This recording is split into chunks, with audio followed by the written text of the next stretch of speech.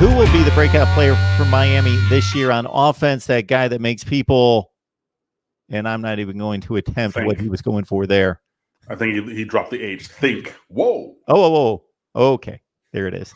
Elijah Arroyo, tight end. Frisco Independence High School, 4-star recruit. Coming in, he's going to early enroll in the next couple of days here because all the early enrollees should be on campus. What's today? Tuesday. So Thursday, the 21st, I believe, is when early enrollees move in to Miami. They start classes next week. You got a couple weeks until the last day to enroll, which, if you remember last year, was on the last day to enroll is when we got Keyshawn Smith when he got out his letter of intent from Washington State, signed up, enrolled in his classes, took a red-eye flight overnight to be in class the first day, Wednesday, or the first day he had to be after the last day to enroll. But I'm going to say Elijah Arroyo. I think that his talent is incredible. I think that he is a wonderful pass-catching tight end. He's about 225 pounds. I'd like to see him, or 220. I would like to see him 230, 35, give or take. But he's a guy who should leapfrog over guys who are in front of him on the depth chart, just like Brevin Jordan and Will Mallory did before him. Will Mallory is going to be your tight end one. I would like to see, and I think it's possible for Arroyo to be your tight end two and then move into the starting role as a sophomore. I just think that he has that kind of a talent, where he can make just leaps and bounds. He can come in and really be a top-level performer for this team, even as a freshman. He's not a new player in the world of college football, but I will also say Charleston Rambo, the transfer from Oklahoma, who should slot in as our wide receiver number one in this offense if all things go well. Mike Harley is coming back for his fifth year, whatever. I don't even know how long he's been on campus.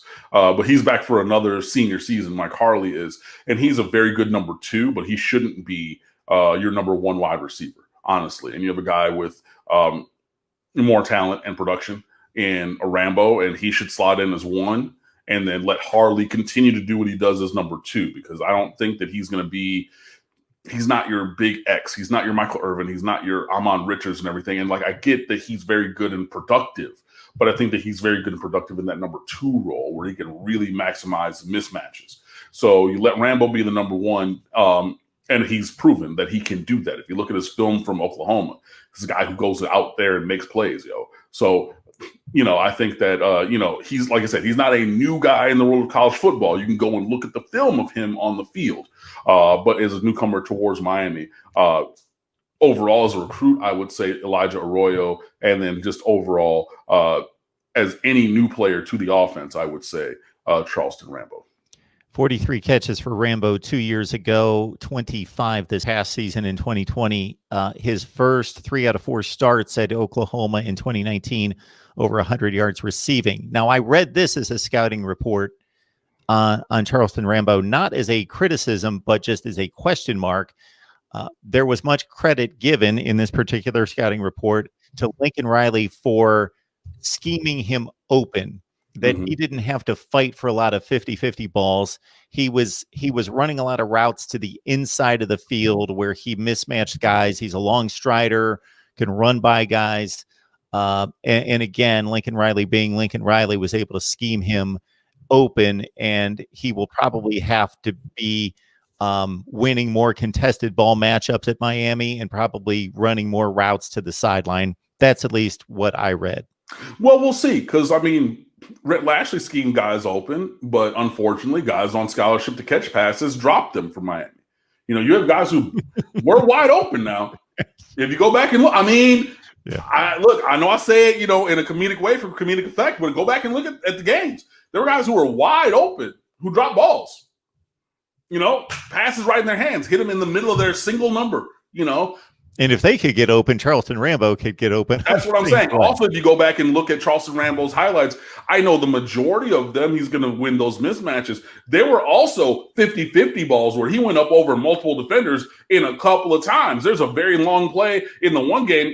They ran 4 verticals. He was the 2, so they ran 3-by-1. He's the number 2 receiver on the trip side, and he ran that kind of crosser and just kept running. You know, he caught that ball in between three guys, got hit, spun out, kept going. There's another one down the middle of the field that's on his highlight where he mossed over three dudes and whatnot. Like, let it not go, you know, unsaid that he's just out here finding holes in zones and whatnot and like not making contested catches. That's not 100% accurate. Like, you can find times on film demonstrated the last 3 years of Charleston Rambo making contested catches down the field, in addition to being schemed open, because Lincoln Riley is very good at that. But like I said, Red Lashley schemed guys butt naked wide open as well. Remember that Louisville game? You had a 75-yard touchdown run with nobody touching Cam Harris until he dove in. The very next offensive snap after giving up a touchdown, they ran fake QB power, leaked out Jalen Knighton. He's butt naked wide open. You think about Mike Harley on some of those crossers and things that he caught. Brevin Jordan, Will Mallory, Mark Pope, D. Wiggins, you know, catches or drops for a couple of those guys. There were guys who were schemed wide open. So, I mean, you're going to have some of that, but you're also going to have the contested catches. And again, Rambo demonstrates that on film. I watch Oklahoma play their 5 to 7 meaningful games per year. So when I saw Charleston Rambo to Miami, I was immediately thought, good for Miami. I know he's a productive player. I know he's good. I don't study game tape on Oklahoma. Just watch him play. He didn't necessarily wasn't like okay, this guy is you know, the best wide receiver I've seen in the last 10 years or anything, but I knew that he was a quality receiver. And then I read that scouting report and just thought, oh, I'll find out if that's true. I don't know.